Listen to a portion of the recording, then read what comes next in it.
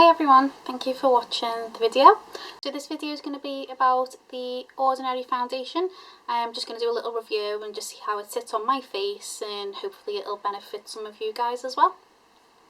So I've already cleansed and primed my face. I've used the Ordinary primer. I just thought this will be quite a good one to use with the foundation, because I'm pretty sure that's probably what they're going to recommend to put under this foundation. So the foundation that I've got, this is it. This is the bottle. Quite a small bottle. It's a 30ml bottle, but it's only £5.75 on Beauty Bay. It's a little bit confusing with the brand. Probably some of you might not have even heard of this brand before.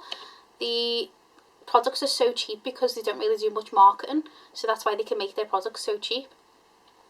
So this brand, with the foundations, they've got two different types of foundation. They've got the serum foundation and the coverage foundation. The one, I wasn't really sure about the products until I literally got the product, and then I've done some research about it. I've picked up the serum one, and I also picked it up in 1.2 neutral. My skin isn't neutral undertones, it's actually cool, and redness as well, as you can see. And today I've got quite a few blemishes that have popped up this morning too. I actually have 4 different types of undertone shades that you can get. So they've got the neutral one, which is the N. They've got R shades, which is for red undertones. They've got P shades, which is for pink undertones. And they've got the Y shades, which is for yellow undertones. So I'm just going to read what the description says about this foundation for you. So, as I say, I would have got a full coverage one, but I didn't know anything about these products until I got them. So this one that I've got, it's a lightweight natural coverage liquid foundation. It's available in 21 shades. It's a weightless feel with a smooth semi-matte finish. I like matte finishes. Skims over lines and imperfections for a flawless day look. So I've read quite a few reviews about this product, and a lot of them are saying that it is a light to medium coverage. So we'll have a little look at that, because I have quite a few blemishes on my face, and also a little mark on the side, which I always try and cover as well. And I normally do use a heavy full coverage foundation because that's just what I prefer, but we'll give this a go. So as I say, you get 30ml in the bottle. It's very, very liquidy. I don't know if you can hear that. It's like water, almost, literally like water. I've not ever seen a foundation that's this consistency before, like that watery. So I've primed my face, and I've also put my Professional on as well. I'm also going to use a brush on one side and then try a beauty blender on the other side, just to see what the difference is in application. Right, so it says shake well before use. It literally doesn't feel like it's even going to come together. Another good thing about this is it's got a locking system on the top. So twist it this way. So if you twist it right, it locks, and you twist it left and it opens. That is really watery. See, it's leaking down my hand already. So I'm just going to do the one pump for now. Use the brush. And let's go.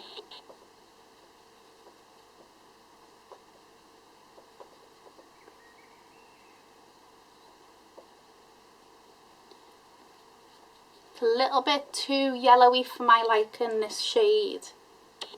But as I say, I probably would have, if I read up about the company properly, I probably would have went in with a red undertone or pink undertone, and probably get the full coverage one as well, just to see what that one's like.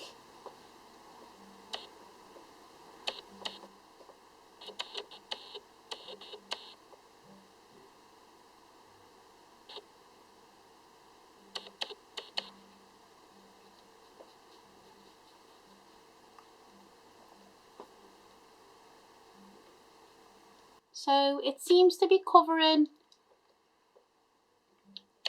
the undertones.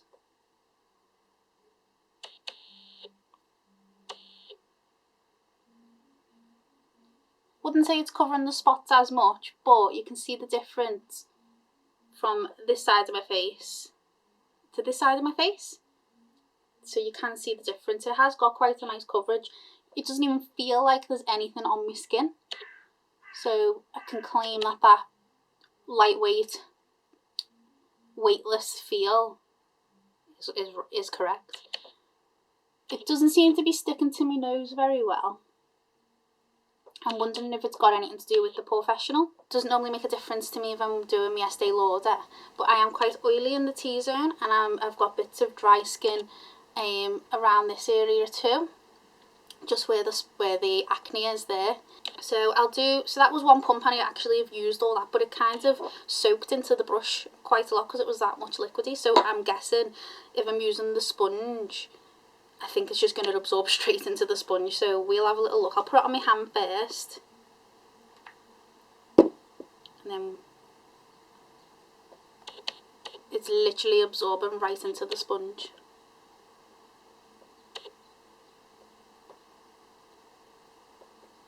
I'm not getting near enough the same coverage as a brush on that side.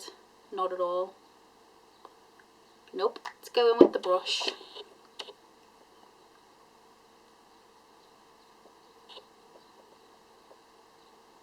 The brush is so much better, and I literally have only dipped half into that, and a little bit really goes a long way with this.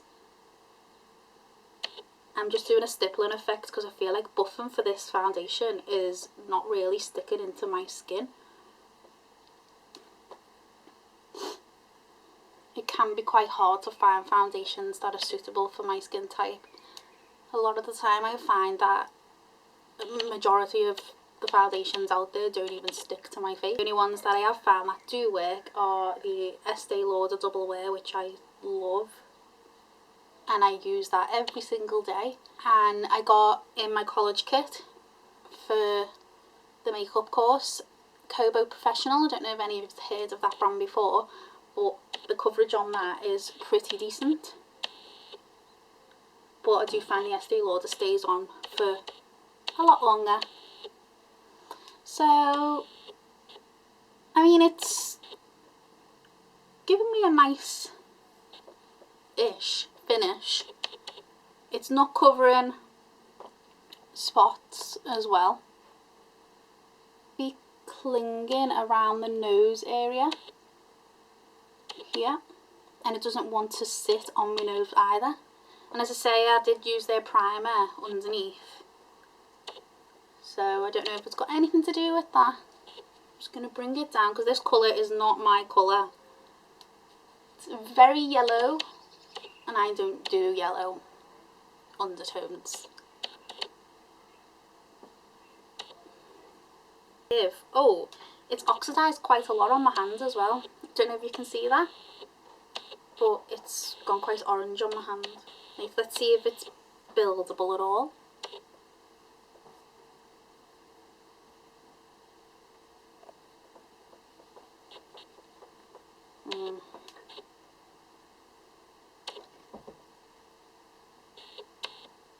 Just going in the problem areas for myself.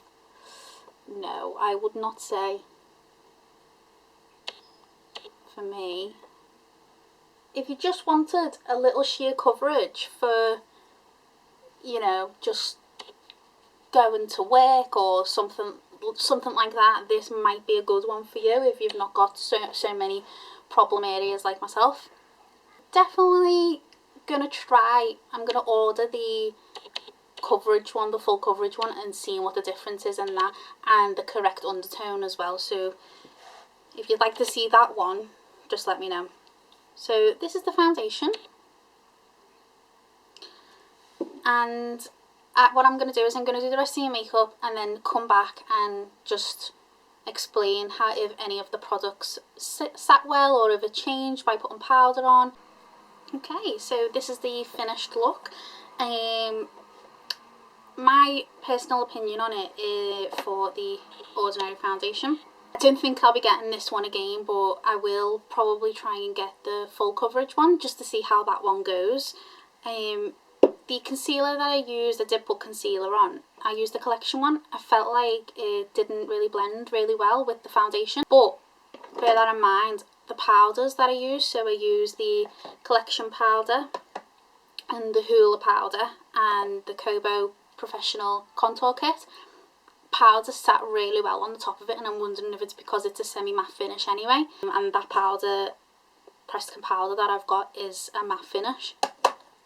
And I did also set the whole face with the Barry M setting spray in a matte finish as well. Other products that I've used, if you're interested, I use the Maybelline Total Temptation on my brows, and that's in medium. I used mascara called, I think the company's called EYEKO. This is the sample one because I got it in the glossy box, and this is Black Magic, and I really love this mascara. On the cheeks I have got the Makeup Revolution blush palette in Hot Spice, and then on the, for highlight, I used the Mary Luminizer. On top of it I used the Makeup Revolution Golden Blush palette. On the lips I've got a Barry M pencil, and this one lip liner is called Runaway. And then for the lipstick I've got the Estee Lauder, and this is in the shade 480 Reckless. On the eyes, I didn't really put anything on the eyes. All I've done is just put a bit of the highlight under the brow bone, and then I used a little bit of the Benefit Hoola and put that just in the crease, just to make it stand out a little bit more. Other than that is the whole face complete. Not too sure what I'm thinking. I feel like it's already caking around my nose a little bit there. Over here where I don't have any problem areas, it actually looks quite flawless, which is what they said. But as you can tell on my chin area and then around the nose where I do get problem areas, it is cakey a little bit. But it is an alright coverage for such a liquid foundation. As I say, this is my personal opinion, so don't let it put you off from trying it out, because it could work for you. Thank you for watching the video. I hope you enjoyed. If there's any other foundations that you want me to review, I'll do that for you as well. Thank you.